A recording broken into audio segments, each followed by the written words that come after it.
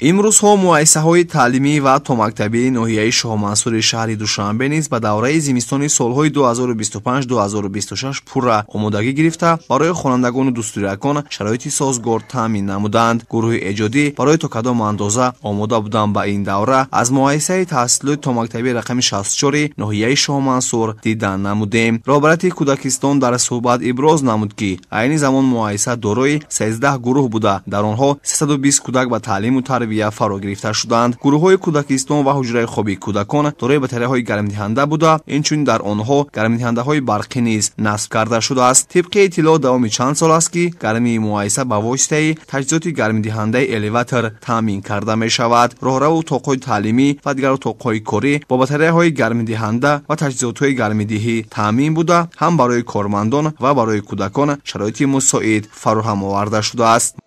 муассисаи мо барои зимистонгузаронӣ омода аст ва муассиса бо таъмини хӯрока захира ба пуррагӣ карда шудааст.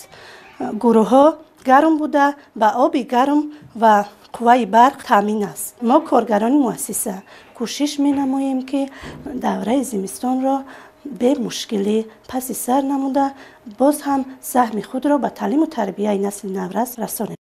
мавриди ёдоварист, ки дар муассисаҳои таълимӣ ва томактабӣ дар баробари таъмини гармӣ бо таҷҳизотҳои муосир ҳамзамон захираҳои иловагӣ низ дастрас карда мешавад, ки дар рӯзҳои пешомадани мушкилӣ истифода бурда мешаванд. дар муассисаи таҳсилоти томактабии рақами 64 ноҳияи Шоҳмансур низ ба миқдори муайян аз ҷумла 200 кило ангишт, 2 куб ҳезум, 200 кило намак, 60 литр сӯзишворӣ ва дигар таҷҳизоти лозима захира карда шудааст, ки ҳамаи он дар вақтҳои муайян ба кор бурда мешаванд. баҳри пешгирии ҳолатҳои сухтор низ чораҳои лозима андешида шуда, таҷҳизотҳои мавҷуда пурра дар ҳолати корӣ қарор доранд. масъулин иброз доштанд, ки соли ҷорӣ гармӣ дар гурӯҳҳои муассиса дар ҳолати мӯътадил аст ва барои гузарониндани машғулиятҳо низ ягон мушкилӣ пеш намеояд.